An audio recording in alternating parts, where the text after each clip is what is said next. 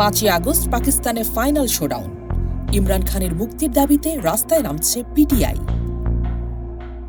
পাকিস্তানে 5ই আগস্ট হতে যাচ্ছে এমন কিছু যা দেশটির ইতিহাসে আরেকটা মোড় এনে দিতে পারে। সেনাবাহিনীর ছায়া, পুলিশের গ্রেফতারি হুলিয়া, আর লড়াই শুধু একজন মানুষকে মুক্ত করার জন্য, ইমরান খান। সেই নামটি ঘিরেই এবার রাস্তায় নামছে পুরো একটি আন্দোলন। তবে এই প্রতিবাদ কতটা শান্তিপূর্ণ থাকবে আর কতটা রূপ নেবে বিপ্লবে, তা সময় বলে দেবে। 12ই জুলাই রাত লাহোর শহরে পা রাখেন খাইবার পাখতুনখাওয়ার মুখ্যমন্ত্রী আলী আমিন গান্দাপুর, আর তার সাথেই কার্যত শুরু হয় পিটিআই এর অফ দ্য রেকর্ড আন্দোলন। কিন্তু সরকার চুপচাপ বসে নেই। গান্দাপুরকে ঢুকতে দিলেও পিটিআই নেতাদের বাড়িতে হানা দেয় পুলিশ। কেউ কেউ আতঙ্কে গা ঢাকা দিচ্ছেন, কেউ বা গ্রেফতার আতঙ্কে। এই ঘটনাগুলো একটাই বার্তা দিচ্ছে, সরকার চাইছে আগেই আন্দোলনটা ঠেকিয়ে দিতে।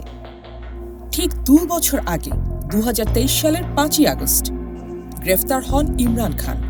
একের পর এক মামলা, আদালতের স্থগিতাদেশ আর বিচারের নাটক। এখনও তিনি বন্দী। পিটিআই এবার বলছে আর নয়, এবার শেহবাজ সরকারকে বাধ্য করেই ইমরান খানকে মুক্ত করা হবে।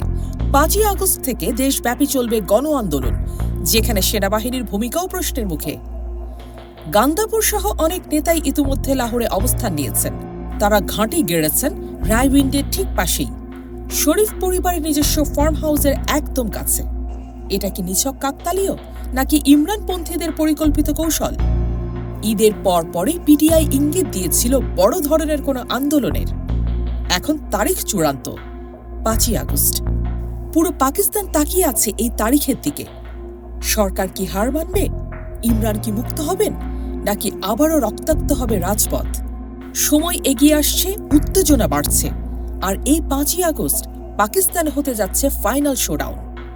আপনি কি মনে করেন, ইমরান মুক্ত হবেন, নাকি আরও কঠোর হবে দমন নীতি? কমেন্টে জানিয়ে দিন আপনার মতামত।